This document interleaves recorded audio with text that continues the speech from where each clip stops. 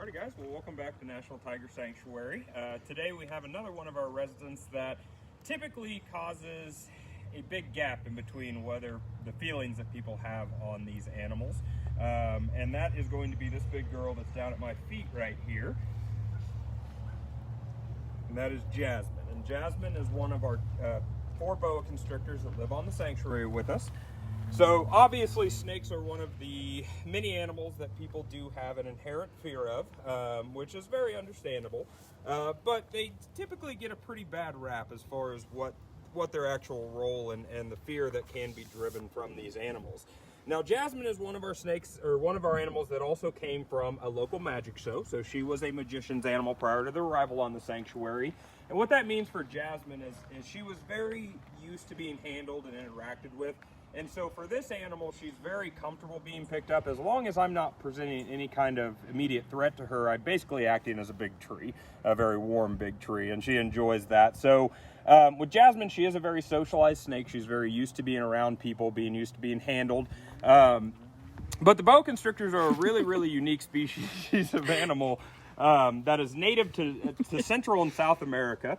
They are constrictors, so with these animals, they are not venomous. Unlike some of the venomous snakes like copperheads and rattlesnakes, this is an animal that dispatches its prey by actually constricting them and cutting off blood circulation to the brain and heart, and that's going to be how they actually hunt.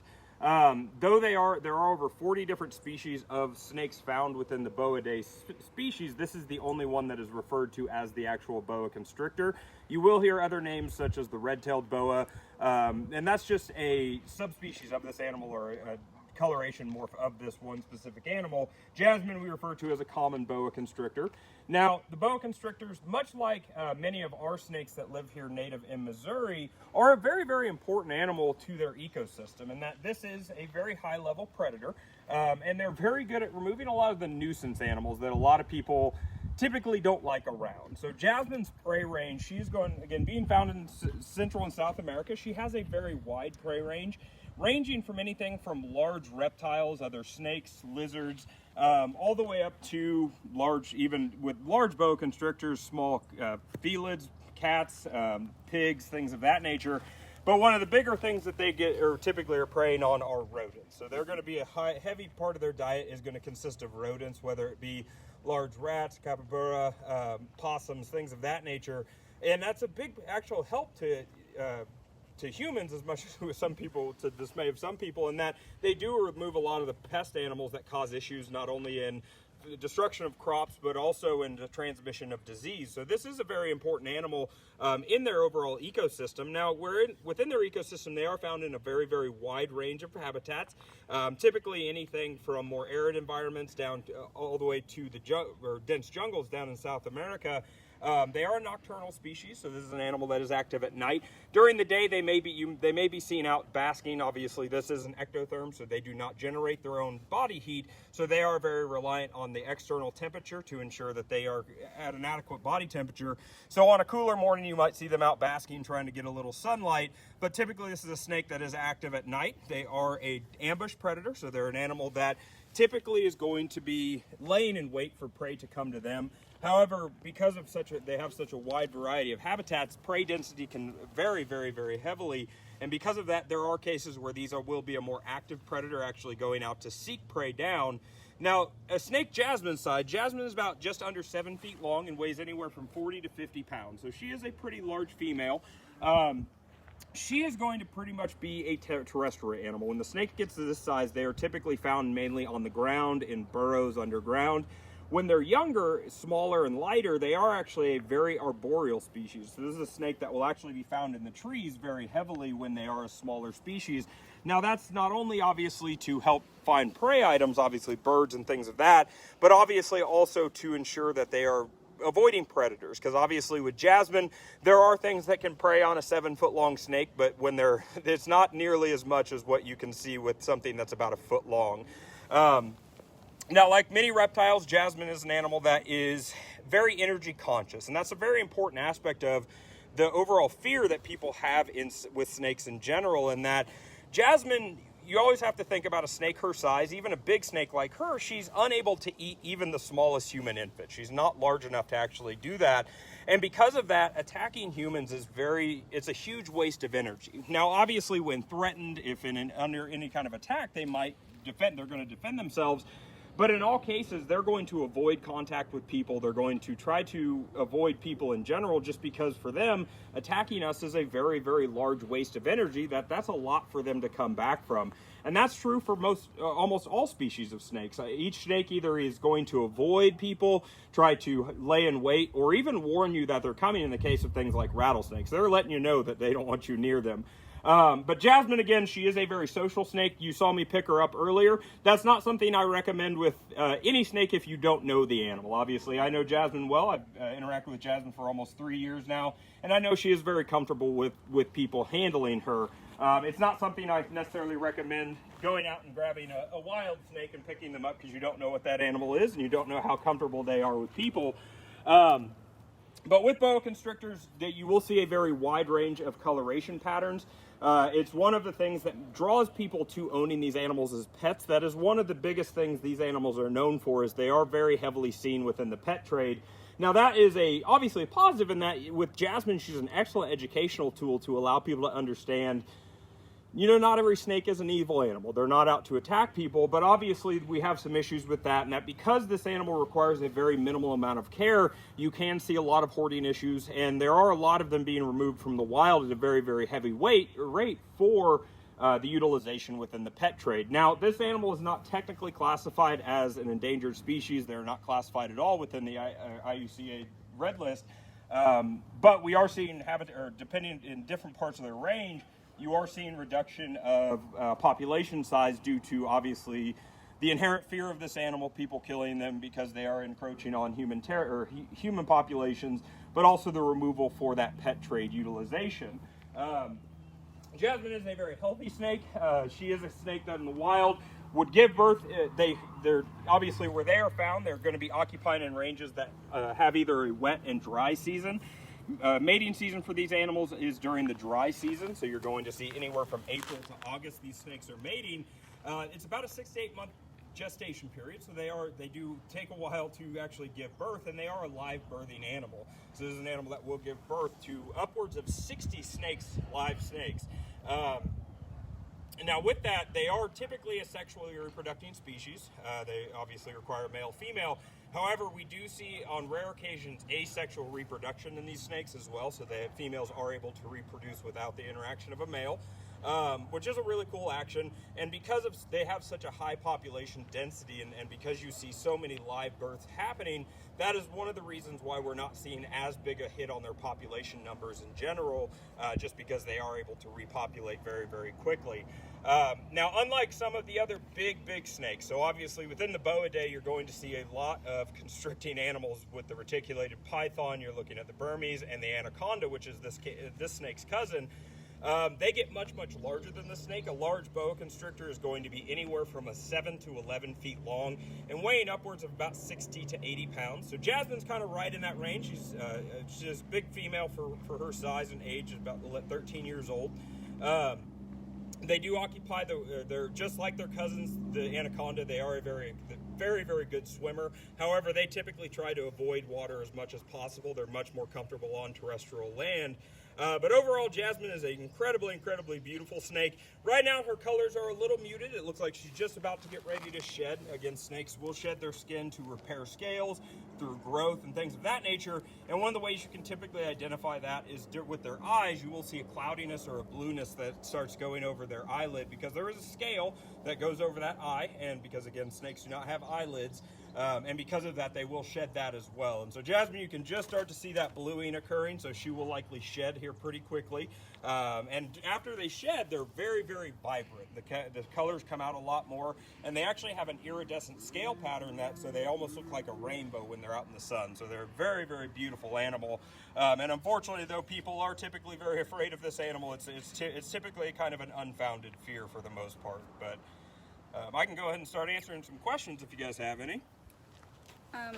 When you were holding Jasmine, Anna asked, are you concerned that she'll try to constrict you? No, not necessarily. Again, because I am much, much too large for her to see as a prey item, she's not going to constrict me as she would a prey item. Now, she likes to squeeze. She'll get around you and hold on pretty tight just because it is a source of warmth for her. But I'm never concerned about being constricted by her. Just like all animals, she does have a mouth, and so she can bite. I've never felt threatened by Jasmine at all, but I also understand there are times you don't want to touch her. When she is in full shed, you're typically not going to want to interact with her a whole lot. But just understanding her comfortability and making sure you're not interacting with when she doesn't want to be interacted with, you avoid a lot of those issues. Annie asked, are you worried she's going to try to escape? No, so Jasmine, she has her own enclosure indoors where she lives most of the time. On warmer days, we do bring her out so she can get some sun along with our other snakes as well, get them some natural sunlight and go out in the grass a little bit. Now, though she can get very, very fast when she warms up a little bit, they are able to move very quickly. As long as you're staying on top of them and keeping them away from the trees, you usually can keep them hanging out in the sun pretty long. Stacy asked, how often does Jasmine shed?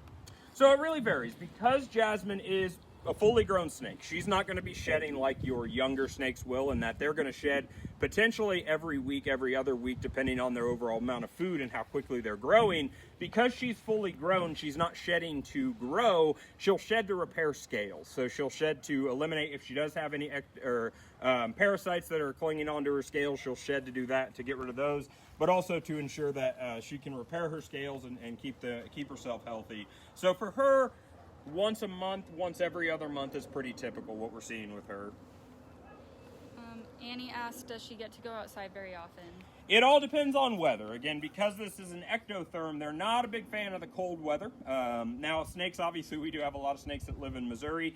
This is an animal that is native to Central and South America, so their climate is much, much warmer. And though they are capable of going dormant when they are too cold, they can actually kind of shut their body down, essentially. It's not necessarily a super healthy thing for her because she's not used to it. So though in the summer we like to take her out quite a bit, but in the winter she isn't able to do that as frequently.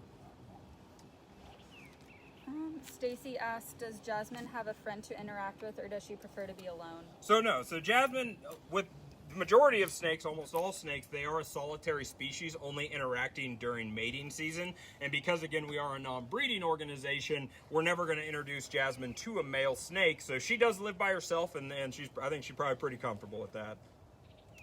Shay asked, how much does she weigh? So Jasmine's between 40 and 50 pounds, so she is a pretty hefty snake.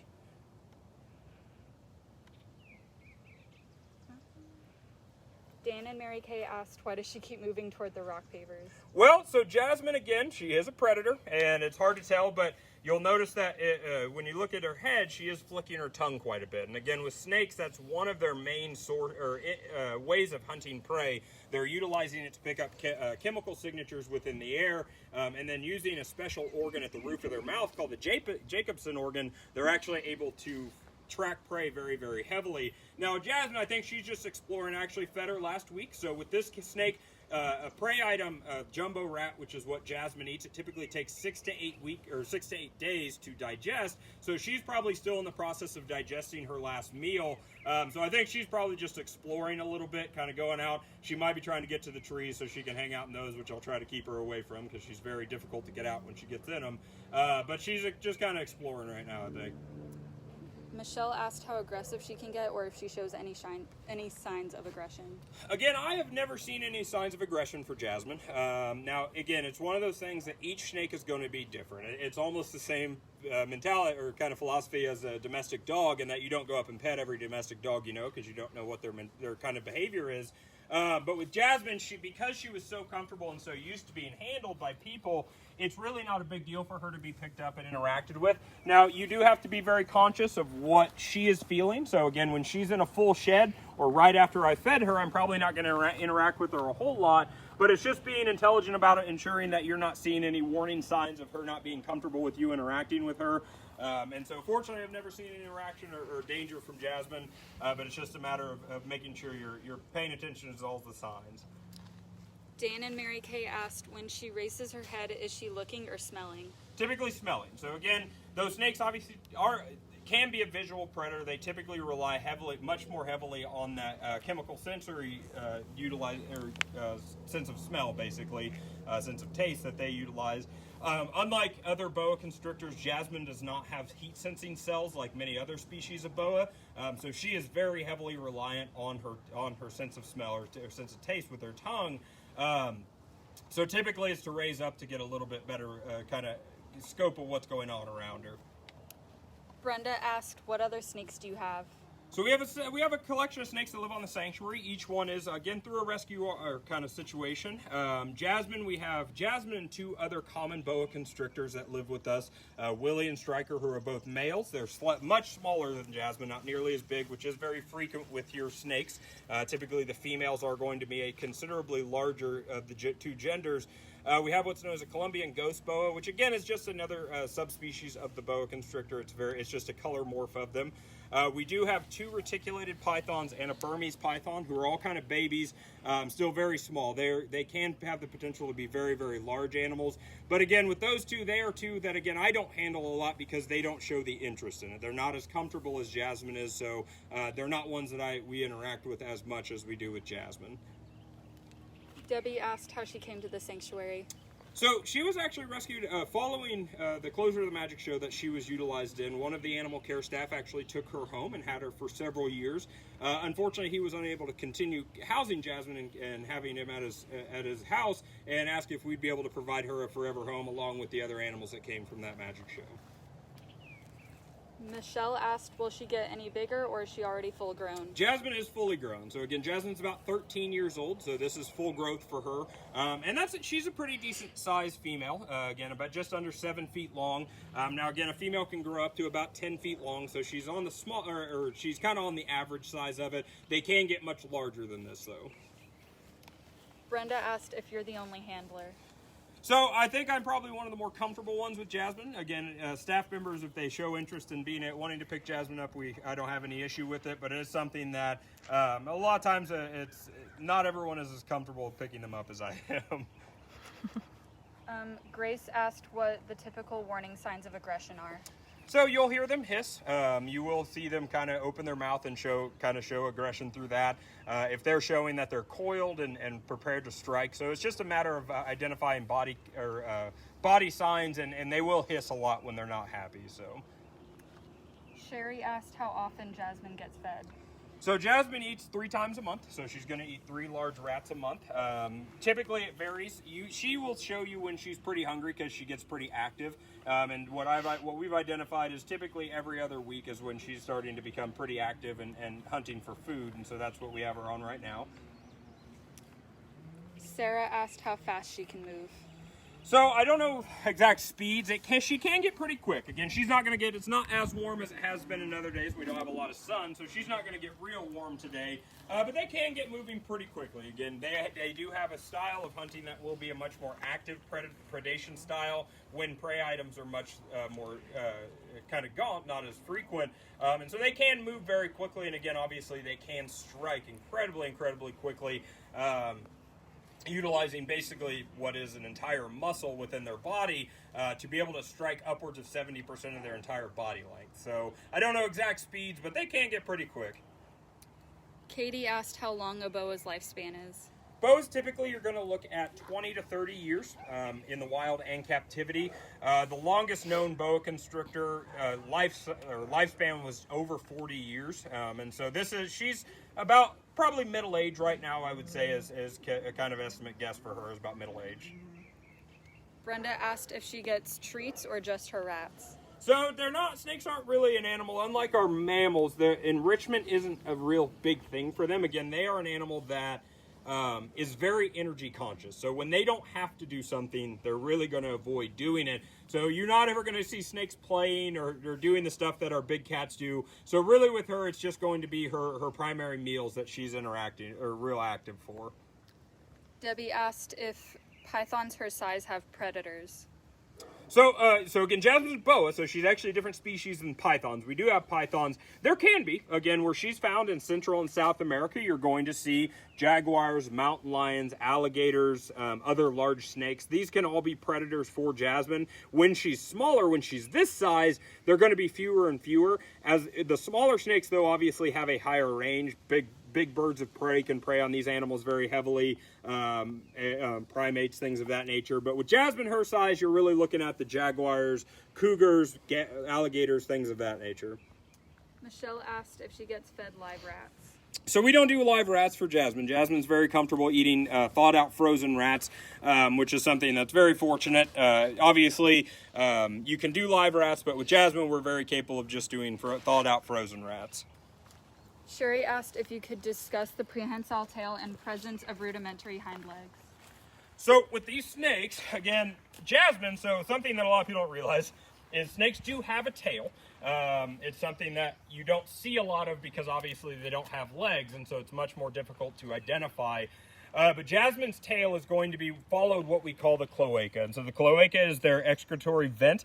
This is where obviously they're going to excrete their do all their excretions, and after that period, that is where the tail actually is. So this little section right here, that's going to be Jasmine's tail. That's all her tail is.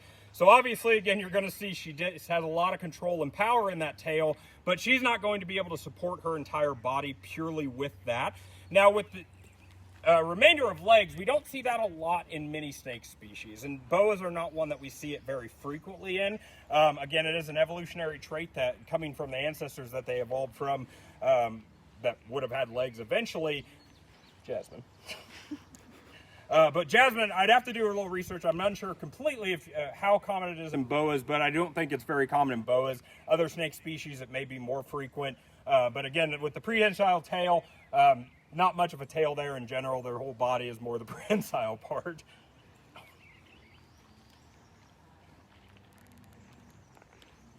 Is there any more questions? Jump on and ask a question. What's the difference between boas and pythons? So it is a completely different species, and they're going to occupy different ranges. So again, your boa constrictors are boa constrictors are your North and South, or Central and South American. There are boas that are found in North America. You're looking at the rubber boa, things of that nature that are actually live underground. So they're actually burrowing snakes. Pythons are typically an Asiatic and African species. Now you do hear of boas. There are different species of boas, so there are multiple species of these. Obviously, the boa constrictor gets kind of the main kind of say of it. But there are two species that live on Madagascar. So the guys we talked about last week, in Lenny and Zoe, they do have predator boas that live that would be predators for them. But the main python, the pythons and boas, is typically a different species that evolved within different ranges. Angela asked, how much does she weigh right now? So I'd have to weigh, I haven't weighed her recently. I'm going to guess between 40 and 50 pounds. I'd have to go take her up to the scale to see how much she actually weighs. But my guess would be between 40 and 50 pounds. Rachel asked, how long does she get? So she's about just under 7 feet long. And this is as big as she'll ever be. Debbie asked, are there different color boas? There are many different colors. So again, that is one of the things that attracts people the most to this animal in the private pet trade or the general pet trade is you will see a very wide range. Again, snakes are an animal, like all animals, that we can very easily breed for specific traits. And so you will see albino boas that are completely white, boas that have white with they're kind of the brown sections that Jasmine has, but the rest is white. And that's something that we're very capable of breeding into the snake. Unfortunately, again, like a lot of that, you can see some issues through the breeding. But yes, there are a lot of different variations. And even in the wild, their scale coloration has evolved depending on where they live. So depending on the cover that they're going to be utilizing, their scale pattern will be different. Kelly asked how hard they can squeeze. I'd honestly have to research exactly what the like PSI for a full squeeze of a snake like Jasmine's size would be, because I don't know that off the top of my head. Again, it is hard enough that they basically, so how they kill prey is they completely stop the circulatory system. So contrary to common belief where they suffocate prey, they're actually completely cutting off the circulation to the entire body. So that's how they're actually killing their prey. And so obviously I'd have to research it myself to know exactly how hard they can actually constrict, but pretty powerful. They're very powerful animals. She hasn't constricted you. Not fully. So again, she can get pretty tight, but never to the point that I've ever felt threatened. Will asked, do anacondas prey on boas? I would imagine they can. We do see a lot of snakes that will eat other snakes. Again, being animals that exist together, with anacondas growing much larger than boas, you could easily see them being a prey item for them. Very similar to what we see here in Missouri, where you have king snakes that prey on many other species of snakes. It is a possibility, and for sure, because again, these are an opportunity, like many of the predators we've talked about so far, a very opportunist animal, so they're going to take the prey that they can take. Jasmine can eat anything easily twice the size of the thickest part of her body, so she's they can have a very wide range of prey. David asked, how well does she see? So vision, it's definitely not their most powerful sense. Again, they do have a very strong sense of vision, and because they are a predator. But being a nocturnal predator, that's not the key part of their actual hunting style. They rely more on the other senses, specifically the chemosensory, utilizing their tongue to identify scent in the air, which you can see her doing right now. So they do have a strong sense of vision, but because they are a nocturnal predator, they don't use it as heavily as other predators do. Sarah asked if she has teeth. So they do have lots of teeth. They're very small, and they're hook shaped. And what the point of that is unlike what we see with our pit vipers, or large venomous snakes who have very large elongated fangs to deliver venom, her teeth are purely there to allow her to grab a hold of prey and hold them while she's constricting. Because again, snakes consume prey live, so they are not chewing, so they're not utilized to cut the animal up, to chew them like we would with other carnivores. They're purely there to grab a hold of the animal. They're kind of curved back into their mouth, and they're hook shaped, so it basically stops any escape from the prey item. But there are lots of very small, very sharp teeth in there. Elena asked if she was a ball python, and if not, then what are the differences between them? So a ball python, again, is going to be a different species than our boa constrictor, falling within the python lineage, and they're going to be much smaller. Ball pythons typically are not going to get much bigger than about 3 feet. They can get larger than that, but usually a much smaller species. But again, it is actually a fully different species.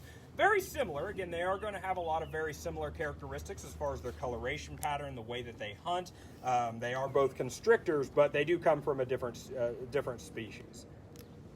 Tom asked if the snakes feel threatened when meeting new people. Not necessarily. Again, with each, it's one of those situations where each snake is different. It's not going to be the same with every animal. They are very different than mammals. Again, with our big cats that we're talking about, where they have specific people that they like more or dislike more, snakes, as long as they're not feeling threatened, don't necessarily have a favorite person or a person that they draw to more frequently, because for them, it's just as long as you're not threatening them, they don't have any issue.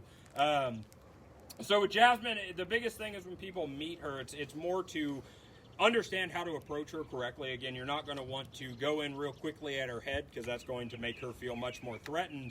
But as far as just meeting new people, it's not necessarily as big an issue as you would think about with a mammal. Are those all the questions? Yeah. If there's any more questions that we haven't answered, hop on there. Also, we would like to say thank you to everyone who's donated, making these live videos possible and making what we do here at the sanctuary possible. You can still hop on and donate through this video, but you can also hop on our website and donate as well.